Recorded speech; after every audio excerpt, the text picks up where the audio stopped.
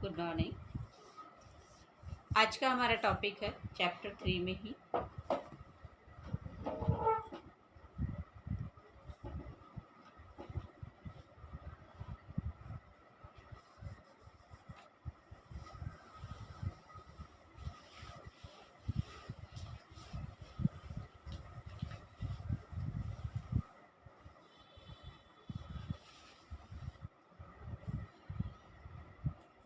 पोषण क्या होता है।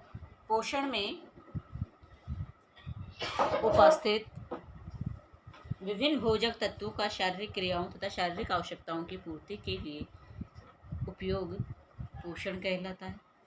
दूसरे शब्दों में कहें तो कार्य करता हुआ भोजन पोषण कहलाता है। देखिए, पोषण क्या होता है, जो हमारे शरीर के लिए उचित वही पोषण कहलाता है। वैज्ञानिक रूप से कहा जाए तो पोषण एक प्रक्रिया है जिसके द्वारा भोजन शरीर द्वारा ग्रहण किया जाता है और उपयोग में लाया जाता है।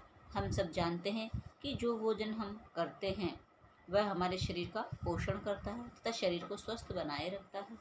भोजन हमारे शरीर में विभिन्न प्रक्रिया से होकर गुजरता है, जैसे कि पाचन, अवशोषण और फिर शरीर के विभिन्न भागों में रक्त संचालन द्वारा प्रयुक्त होता है। भोजन के जिस अंश का पाचन व अवशोषण नहीं हो पाता वह शरीर द्वारा मल के रूप में निष्कासित कर दिया जाता है। पोषण वो होता है जो हमारे शरीर के लिए आवश्यक हो, ज़रूरी हो, जो हमारे स्वास्थ्य को बढ़ाता हो, वही पोषण कहलाता है। खाते तो हम बहुत सारी चीज़ें हैं, ठीक है, खाद्य पदार्थों में बहुत सारी चीज़ें, लेकिन जो हमारे शरीर को आवश्यकता होती है और वह हमारे शरीर को जो लगता है वही हमारा पोषण होता है। बाकी सब कचरा होता है जो हमारे मल के रूप में बाहर निष्कासित हो जाता है। व्यक्ति द्वारा ग्रहण किए गए भोजन तथा उस भोजन में उपस्थित पोषक तत्व एवं उनकी मात्रा ही व्यक्ति के पोषण स्तर को निर्धारित करती है। व्यक्ति के पोषण स्तर के वैज्ञानिक अध्ययन को पोषण विज्ञान कहते हैं। अब है पोषक तत्व। पोषक तत्व क्या होते हैं? वे सभी रासायनिक घटक जो भोजन से विद्यमान होते हैं तथा जिनसे शरीर अपने सभी कार्य करने में सक्षम होता है, पोषक तत्व कहलाते हैं। भोजन में पोषक तत्व जीवन के लिए अति आवश्यक होते हैं। पोषक तत्व भोजन में विद्यमान वे घटक होते हैं जिनकी शरीर को पर्याप्त मात्रा में आवश्यकता होती है। इनसे कार्बोहाइड्रेट, प्रोटीन, वसा, खनिज, विटामिन, जल तथा रेशा शामिल है। हमें स्वस्थ रहने के लिए सभी पोषक तत्वों की आवश्यकता होती है। अधिकांश खाद्य पदार्थों में एक से अधिक पोषक तत्व होते हैं, जैसे कि दूध में प्रोटीन, वसा इत्यादि होते हैं। जैसे दूध में प्रोटीन और वसा इसलिए होते हैं कि प्रोटीन के एक तत्व है, उसके अंदर एक चिकनाई भी होती है, मलाई जिसको हम कहते हैं, वो एक वसा का रूप है। तो दूध में हमें दो चीज मिनरल्स प्राप्त होते हैं, तो प्रोटीन और दूसरा वसा। विभिन्न खाद्य पदार्थों में पाए जाने वाले पोषक तत्व हैं कार्बोहाइड्रेट, प्रोटीन, वसा, विटामिन, खनिज लवण। इसके अतिरिक्त जल व फोक पोषक तत्व न होते हुए भी भोजन के अभिन्न अंग है, क्योंकि ये शरीर को विभिन्न क्रियाओं के संचालन में महत्वपूर्ण भूमिका निभाते हैं। पोषक तत्वों को हमारे दैनिक उपयोग के लिए आवश्यक मात्रा के आधार पर वृहत और सूक्ष्म पोषक, यानी एक तो हो गए हमारे मैक्रोन्यूट्रिएंट्स और दूसरे हो गए माइक्रोन्यूट्रिएंट्स में वर्गीकृत किया जा सकता है। आज हम देखेंगे कि ये पोषक तत्व उपलब्ध और एक शॉर्ट रूप में कैसे है।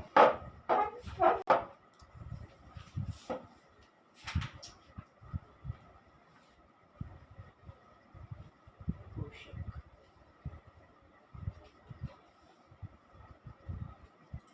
ठीक?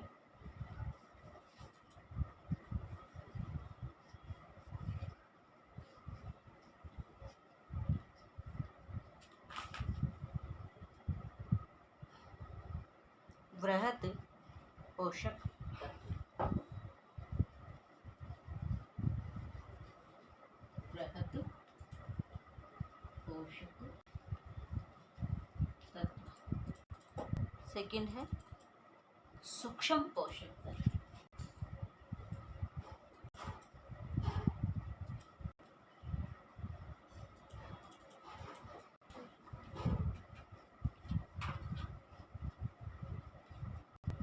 सूक्ष्म पोषक तत्व दो रूपों में पोषक तत्वों को माना गया है। एक तो बृहत यानी अधिक मात्रा में इनकी आवश्यकता होती है।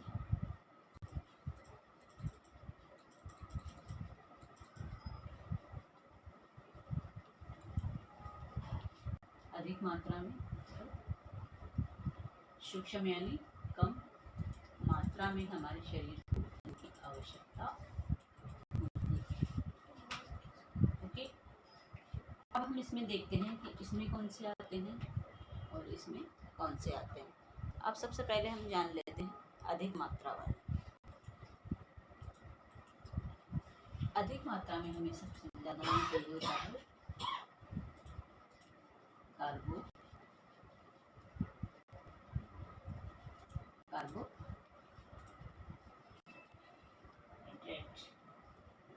फिर इधर है कम मात्रा में हमें चाहिए होता है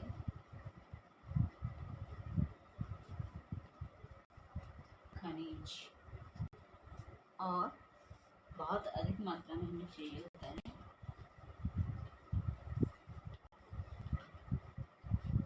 प्रोटीन। तीसरे नंबर पे है वसा।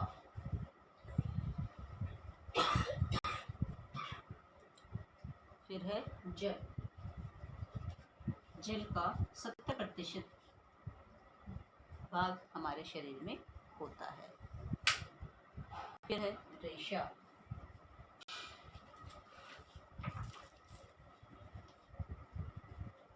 रेशा 5 तत्व इसमें हो गए। अब इधर आ जाते हैं खनिज। अब इसमें जो कम आवश्यकता में, जो हमें कम मात्रा में, कम क्वांटिटी में जो चाहिए होता है, वो क्या चाहिए होता है? खनिज चाहिए होता है। अब खनिज भी कौन कौन से जानिए। आयोडीन,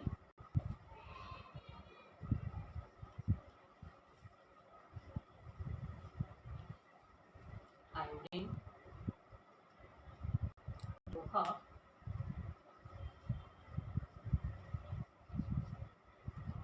और कैल्शियम।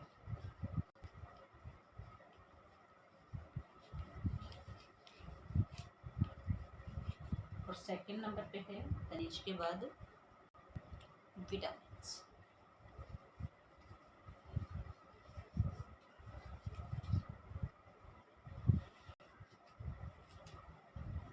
क्या है ये? विटामिन, यानी ये हमें कम मात्रा में चाहिए होते हैं।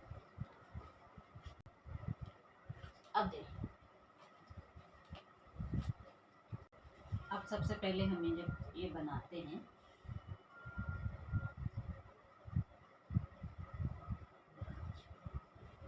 इस प्रकार से हमें बहुत से खनिज तत्व हैं जो कुछ ज़्यादा मात्रा में चाहिए होते हैं और कुछ कम मात्रा में हमें चाहिए होते हैं।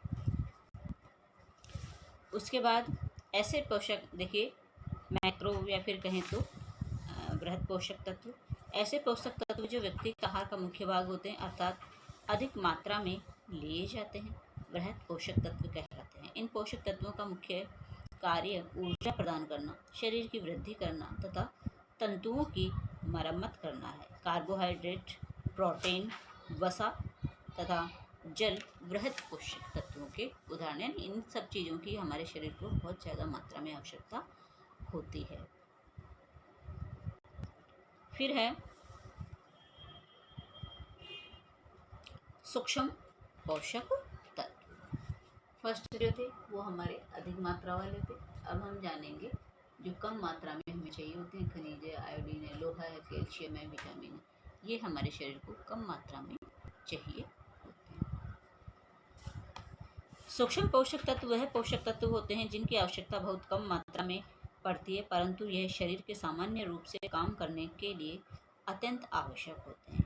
इन पोषक तत्वों का मुख्य कार्य शरीर में विभिन्न रासायनिक प्रक्रियाओं तथा शरीर के सुचारू रूप से कार्य करने में सहायता प्रदान करता है। खनिज तथा विटामिन सूक्ष्म पोषक तत्वों के उदाहरण हैं। अब है हमारा संतुलित आहार यानी कि बैलेंस्ड डाइट कि हमें किस मात्रा में कितनी चीज़ें कितनी क्वांटिटी में ली जानी चाहिए। विभिन्न खाद्य पदार्थों के मिश्रण से बना ऐसा आहार जो शरीर की पौष्टिक आवश्यकताओं के अनुरूप सभी पौष्टिक तत्व उपलब्ध कराए, वो संतुलित आहार कहलाता है। सरल शब्दों में कहें तो ऐसा आहार जिसमें सभी पोषक तत्व व्यक्ति की आवश्यकता के अनुसार उचित मात्रा में प्राप्त हो, संतुलित आहार कहलाता है। संतुलित आहार अच्छे स्वास्थ्य के लिए सहायक होने के साथ साथ शरीर को ऐसे समय में भी पोषक तत्व उपलब्ध करवाता है जब किसी विशेष कारण जैसे कि उपवास या बीमारी इत्यादि के कारण शरीर को जरूरी पोषक तत्व उपलब्ध न हो पा रहे हों। नियमित रूप से संतुलित आहार लेने से शरीर में कुछ आवश्यक पोषक तत्वों का भंडारण हो जाता है, जिनका उपयोग शरीर द्वारा विशेष परिस्थितियों में किया जाता है। यदि किसी आहार की योजना संस्तुत आहार या मात्रा RDA रिकमेंडेड डाइटरी अलाउंस के अनुरूप हो तो उस आहार को भी संतुलित आहार कहा जा सकता है, क्योंकि उस आहार में तत्काल आवश्यकताओं के साथ साथ अतिरिक्त सुरक्षा मात्रा को भी पहले से ही जोड़ लिया जाता है।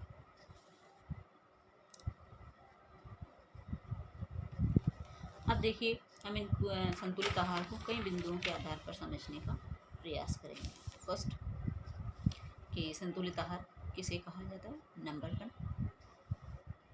जिससे आहार ग्रहण करने वाले व्यक्ति को ऊर्जा की पूर्ति हो। संतुलित भोजन वो होता है जो एक व्यक्ति द्वारा ग्रहण किया जा रहा है और वो उसे ऊर्जा प्रदान कर रहा है, तो ही वो हमारे लिए संतुलित भोजन है, अन्यथा नहीं है। सेकंड है विभिन्न पोषक तत्व जैसे कार्बोज, प्रोटीन, वसा, खनिज, लवण, विटामिन व जल उचित मात्रा में सम्मिलित हो। इसके अंतर्गत कार्बोज हो, प्रोटीन हो, वसा हो, खनिज हो, लवण हो, विटामिन हो व जल उचित मात्रा में सम्मिलित हो, जिसमें शरीर में संचय किए जा सकने वाले पोषक तत्व तात्कालिक आवश्यकता से अधिक हो, ताकि भविष्य की आवश्यकताओं की पूर्ति हो सके। फिर निर्धारित आहार संबंधी मात्रा। भारतीय चिकित्सा अनुसंधान परिषद यानी Indian council of medical research ICMR ने विभिन्न आयु वर्ग, लिंग, कार्य एवं परिस्थितियों से गुजर रहे भारतीयों को ध्यान में रखते हुए सभी वर्ग के लोगों के लिए विभिन्न पोषक तत्वों की प्रस्तावित दैनिक मात्रा अर्थात निर्धारित आहार संबंधी मात्रा निर्धारित की है।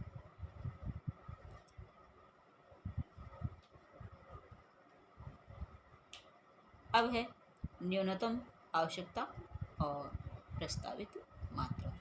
शरीर को विभिन्न पोषक तत्वों की कमी से होने वाले रोगों से बचाने के लिए जितनी मात्रा में पोषक तत्वों की आवश्यकता होती है वह न्यूनतम आवश्यकता कहलाती है। भोजन में न्यूनतम आवश्यकता से कम मात्रा में पोषक तत्व ग्रहण करने से पोषक तत्वों की कमी के कारण व्यक्ति रोगग्रस्त हो जाता है। फिर है प्रस्तावित मात्रा। न्यूनतम मात्रा में जब व्यक्ति की अवस्था तथा शारीरिक आवश्यकताओं के अनुरूप पोषक तत्वों की कुछ अतिरिक्त मात्रा जोड़ दी जाती है तो वह प्रस्तावित मात्रा कहलाती है। स्वस्थ शरीर के लिए पोषक तत्वों की प्रस्तावित मात्रा हमेशा न्यूनतम मात्रा से कहीं अधिक होती है।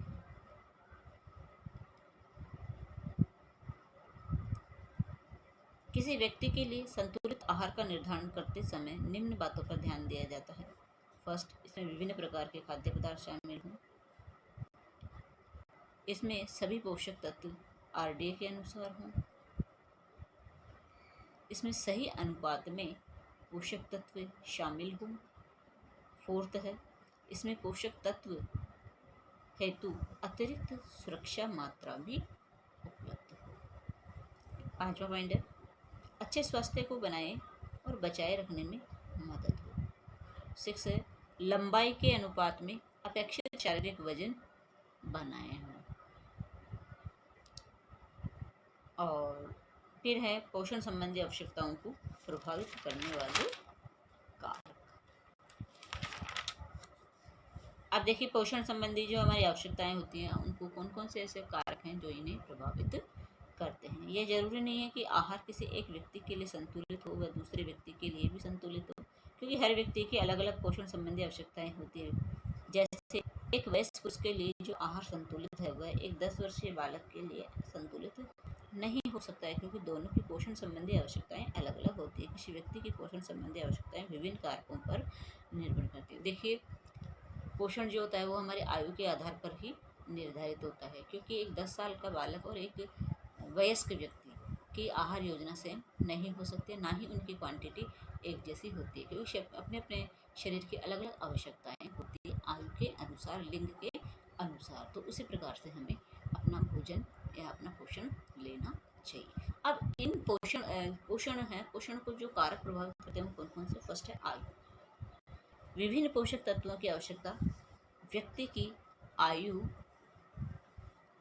पर निर्भर करती है। जैसे कि बच्चों को प्रोटीन, विटामिन, खनिज, लवण, ऊर्जा आदि की आवश्यकता प्रति किलोग्राम शरीर भार के हिसाब से वयस्कों से कहीं अधिक होती है। देखिए छोटे बालकों को इन सब चीज़ों की ज़्यादा आवश्यकता होती है, क्योंकि वयस्कों की अपेक्षा बच्चों में अधिक शरीर निर्माणक कार्य होते हैं, जिससे उनकी पौष्टिक आवश्यकताएं बढ़ जाती है। देखिए निर्माणक कार्य यानी इस अवस्था में, बाल्यावस्था में बालक को 10 से 11-12 साल का जो बालक होता है उसको अधिक प्रोटीन्स की आवश्यकता होती है, कि उस समय इनका जो बॉडी है वो ग्रोथ कर रही होती है। जब बॉडी ग्रोथ कर रही होती है तो उस समय हमें प्रोटीन्स की बहुत ज़्यादा आवश्यकता होती है, अन्यथा हमारा शारीरिक विकास, मानसिक विकास अवरुद्ध होता है। इसलिए हमें इस समय बालक को अच्छा से अच्छा खिलाया जाना चाहिए।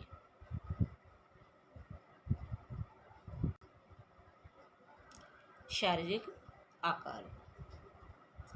पोषक तत्वों की आवश्यकता शरीर के आकार पर भी निर्भर करती है। लंबे व भारी, डील डोल वाले व्यक्ति के शरीर में मांसपेशियां तथा ऊतक आदि अधिक होते हैं, जिसके कारण उसकी पौष्टिक आवश्यकताएं छोटे व हल्के डील डोल वाले शरीर की व्यक्ति की अपेक्षा अधिक होते हैं। फैट का भी इसमें, भार का भी इसमें फर्क पड़ता है। जिसका जैसा आकार होगा उसके लिए वैसे ही क्वांटिटी की आवश्यकता होती है। शारीरिक श्रम।